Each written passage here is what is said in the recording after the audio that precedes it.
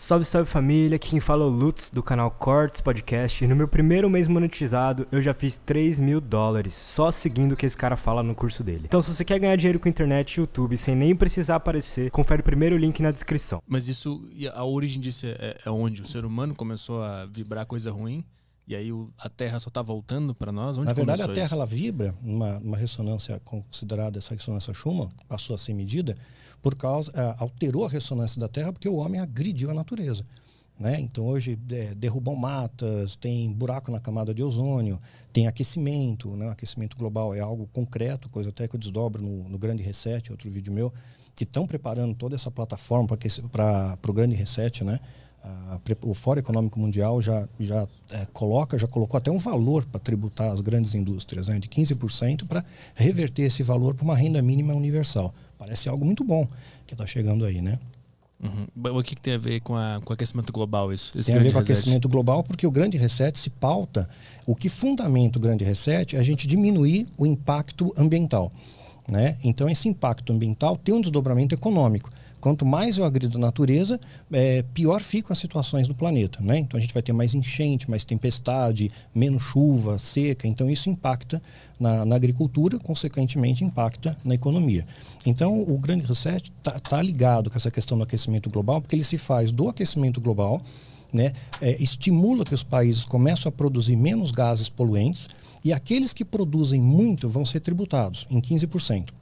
Esses 15% que eles vão ser tributados vai ser redistribuído em renda para a população mundial. Quem não tem renda nenhuma vai ter uma espécie de salário mínimo mundial. Isso não é teoria de conspiração, é algo que está sendo realmente discutido no Fórum Econômico Mundial, foi proposto pelo Klaus e vai ser abarcado novamente ano que vem. Então o aquecimento global ele é um problema real e esses caras vão usar esse problema real para implementar algo que já não é tão bom. É isso? O Grande Reset aparentemente é bom porque você vai ter um salário global, só que uma vez que você tem um salário, você vai ter um score também disso. Cada ser humano vai ter, que nem a gente tem o score lá do Serasa, né, aqui, vai ter um score. Então, dependendo do seu desempenho na sociedade, né, se você, por exemplo, não aceitar, eles chegaram a uma super vacina. O Bill Gates está trabalhando nisso para poder combater possíveis variantes do corona. Né? Então, quer dizer, todo mundo tem medo de uma nova pandemia. A pandemia vai causar impacto econômico. Não queremos mais uma. Né? Já sofremos com essa. Então, se começar uma centelha aqui ou acolá, vai vacinar todo mundo. É a maneira de prevenir. Né? E vai ser o Estado passa a ter mais poderes sobre o cidadão com esse score. Que quem não aceitar, por exemplo, essa medida, que é uma medida sanitária, né, que visa o bem de todos, essa pessoa vai ter uma redução do seu score. Além de ser dificuldade, vai ter dificuldade para encontrar emprego, para viajar, para frequentar locais públicos, né? Uma série de restrições. Uma vez que existe esse salário global, a gente está na mão deles e aí... Porque eu não entendi a relação do... Como é que eles vão implementar esse score? O que tem a ver com ter esse salário global aí? Então, esse Grande Reset, o plano é bem elaborado, é mais amplo que isso, eu estou na superfície dele. Na verdade, o que eles querem estabelecer? Vai ter que ter um Estado global para gerenciar tudo isso. Então, esse recurso vai para o Banco Econômico Mundial e alguém, um Estado majoritário, né, uma força globalizada, vai ter que organizar, vai ter que ter alguém para dar as cartas nisso, para coordenar.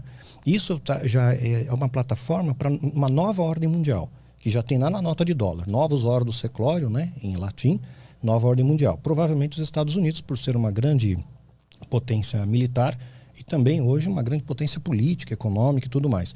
Então provavelmente vai ser orquestrado ali pelos Estados Unidos, os países demais prestariam contas a isso. Então cada cidadão vai ter o seu score, né? Vai ser subdividido, evidentemente no Brasil, digamos, o governo brasileiro vai avaliar isso, né, individualmente, cada um vai estar medindo esse score, mas tudo isso tem que ser reportado para o Banco Mundial, porque é lá que vai sair o valor, lá que sai o dinheiro.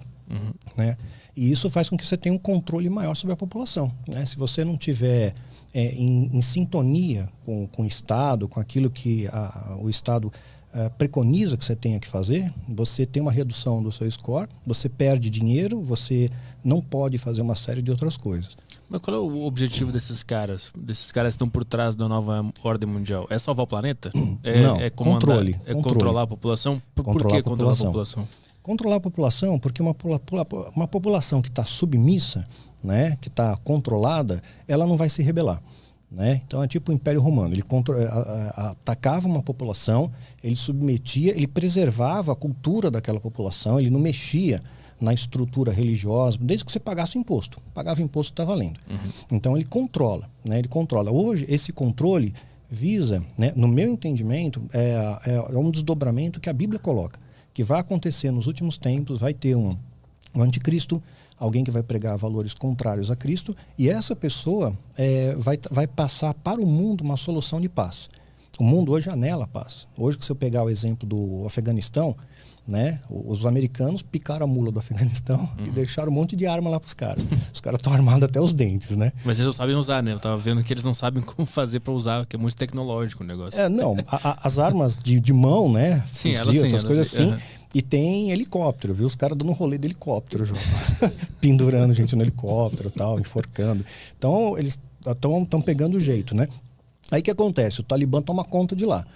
Tomando conta, né, o Talibã ele é associado, ele tem uma aliança grande com o Hamas e com o Hezbollah, que são inimigos de Israel. Então, quer dizer, a gente vê aí uma iminência de um possível ataque contra Israel também.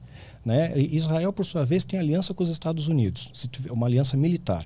Então, se tiver alguma treta lá, os Estados Unidos vai entrar em ação e talvez a parte hoje que Israel tanto quer, né, que é onde está o templo, né, onde seria o local de reconstrução do terceiro templo, seja retomado para Israel.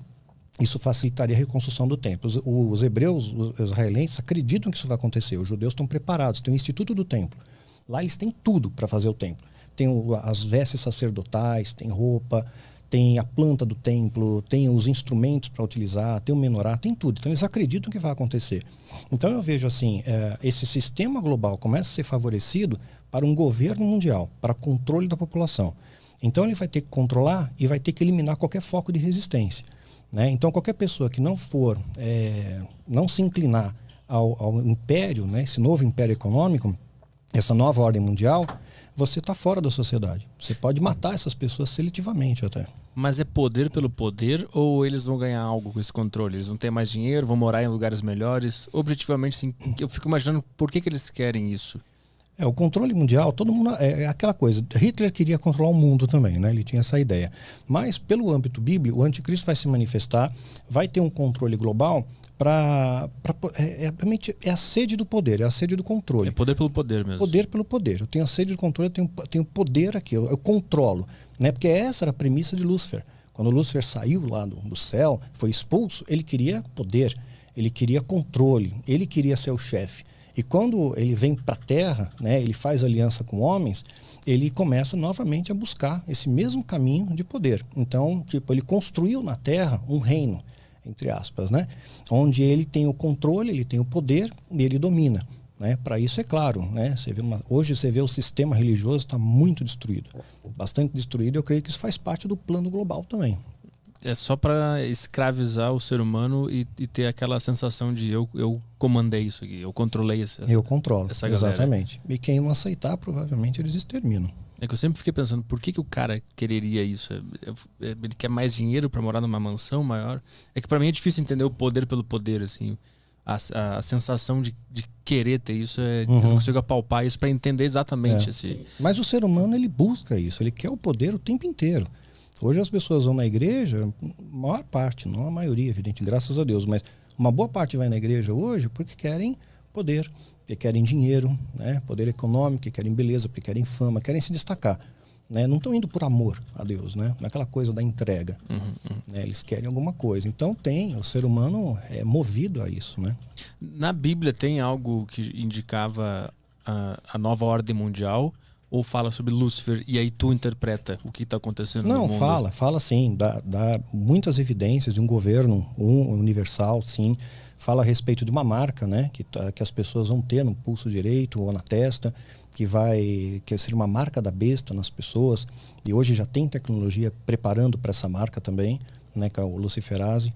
Então fala do anticristo que vai governar, fala que vai ter um caos, que o amor vai se esfriar, que vai ter um caos na terra e que alguém vai trazer uma ilusão de paz. A Bíblia coloca, quando houver paz e segurança, haverá repentina destruição. Mas existe lá escrito governo global ou nova ordem mundial? Não, nesses termos não. Mas deixa claro que são metáforas, né? Mas que é claro você interpretar aquilo que é um controle globalizado, não é uma coisa localizada, é globalizado. Tu tem que ler a Bíblia e depois olhar para o mundo e interpretar. Você tem que entender o contexto. De cada texto tem o seu contexto. E são 66 livros na Bíblia, você tem que concatenar isso, né? Para montar, digamos, esse pequeno quebra-cabeça. Se eles sabiam do que estava por vir e escreveram tudo isso, se bem que a Bíblia foi escrita em quantos mil anos? Nossa, muito tempo, né? Muito tempo, né? Mas assim, por que isso vai acontecer? Se é uma coisa ruim, por que ela vai acontecer? As pessoas sabiam há milhares de anos, escreveram esse livro. O destino estava traçado já? Que a gente ia viver esse negócio, a gente teve o azar de pegar essa época. A Bíblia, eu fiz uma série de vídeos, Calendário Secreto 2023, eu desmembro melhor essa história. Mas em poucas palavras é o seguinte, o Apocalipse foi escrito, né, por inspiração divina, por inspiração do Espírito Santo, então é uma coisa que vai acontecer. As profecias bíblicas disseram que a grande maioria se cumpriu. O próprio caso de João Batista, por exemplo, já era profetizado desde o profeta Isaías no Velho Testamento. Então eu vejo assim que essas profecias estão acontecendo e tudo que Jesus disse que ia acontecer está acontecendo. Então quando Jesus coloca em Mateus 24, ele fala que o mundo, o amor ia se esfriar, fala que ia ter, no final dos tempos, ia ter guerra, terremoto, pestilências. Eu vejo tudo isso acontecendo. Embora isso sempre aconteceu, da década de 50 para cá, aumentou exponencialmente. Né? Tem muito mais cataclismos mundiais da década de 50 para cá. E Jesus coloca uma ressalva, né? Coloca a figueira, que é uma alusão a Israel, né? E essa figueira está desde lá de Gênesis, né? Você vê que a Bíblia vai se complementando. Então, quer dizer, Adão, quando se viu peladão, ele tinha assim tudo quanto é planta para se cobrir. Ele pegou uma figueira. Então, ele escolheu a figueira. Aí a figueira mais para frente é uma analogia com Israel. E Jesus ele coloca quando a figueira, quando os ramos estiverem tenros, né, é chegado o verão e eu estou às portas. Então, ele dá uma referência, olha para a figueira. Quando começar a florescer, eu estou chegando, é minha volta, eu estou voltando para vocês. Então, são profecias. Aí, ele diz que não vai passar essa geração sem que isso aconteça.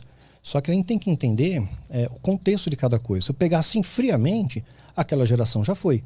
Né? Mas quando eu interpreto a figueira como sendo uma relação a Israel, é uma metáfora que vai trazer para os dias de hoje. Uma geração bíblica é composta de 70 anos. Está lá no Salmo 90:10. Aí o que acontece? Israel se torna nação em 14 de maio de 48. Então você vê, eles lutaram muito para ter. Os judeus habitavam a Palestina, foram dominados pelos babilônios, pelos romanos, depois teve a diáspora, se espalharam e de repente Israel, depois da Segunda Guerra, vira nação. 14 de maio de 48. Aí 70 anos vai dar 2018. Curiosamente, nós tivemos 4 luas de sangue, uma quatria de luas de sangue, eu acho que foi dia 2015, 2016, se me falha a memória. E é um fenômeno muito raro de acontecer. 4 seguidinha. Né? E a Bíblia também fala de sinais dos céus, são profecias. Né? Fala de sinais dos céus. Quando você vê Israel é fundada, lua de sangue. Guerra dos 6 dias, em 67, onde Jerusalém é anexada ao Estado de Israel, mais uma vez, lua de sangue. Então a gente vê sinais dos céus. Aí 70 anos de 2018. Então nós vemos que Jesus está às portas. Né? Começa a aumentar cataclismo, guerra, tudo mais. Estados Unidos, o 45º presidente norte-americano, Donald Trump, pega a embaixada americana e joga para Jerusalém. Isso tem um desdobramento, tanto espiritual quanto político, enorme. Né? Então eu começo a enxergar as peças sendo montadas facilmente no quebra-cabeça. Mas o que eu quero entender é assim, por que eles deixaram esse manual? Tinha algo a ser feito ou era só para nos avisar, vai acontecer isso, sinta amor e é isso. O amor é o fim. Teria o que fazer, não teria o que fazer. Nós não podemos mudar de forma macro. Então eu posso assim, eu como cristão, eu posso mudar o mundo à minha volta. Meus vizinhos, meus amigos, eu não posso mudar o mundo. Então o apocalipse vai acontecer, eu não posso mexer nisso. O que acontece é que essa carta que Deus deixa para nós nos mostra parâmetros que se eu obedecer esses parâmetros, se eu estiver fundamentado nessas premissas bíblicas, né, que Jesus nos deixou como herança, eu não vou ficar para o período pior dessa tribulação. Porque a tribulação é um período de 7 anos, dividido em tribulação e grande tribulação. Então, eu acredito na linha escatológica medio-meso-tribulacionista, ou seja, a igreja vai ser arrebatada, ou Jesus vem buscar a sua igreja, seu remanescente fiel, no meio da tribulação. Você não fica para a grande tribulação. Então, são oportunidades que Deus nos dá para você ter uma vida melhor, mais leve. Em vez de você correr atrás do dinheiro, eu preciso de dinheiro para viver, mas eu não vivo pelo dinheiro. Né? Você correr atrás de milagre, de bênção, disso, aquilo, você viver por amor. Você se doar para as pessoas. Você é comprovado cientificamente que quando você se doa para alguém, quando você ajuda alguém, quer seja um prato de comida para alguém que não tem o que comer, um copo de água para outra pessoa que está com sede, uma visita numa creche, pô, isso aí, a recompensa que você tem, emocional, espiritual, é gigantesca. Né? Então isso já é comprovado. Então fazer o bem realmente te faz bem. Né? E hoje as pessoas estão muito egoístas. Então a Bíblia vem para quebrar esse paradigma e mostrar que o amor é uma linguagem universal e que se você vibrar nessa frequência do amor, você experimenta o amor.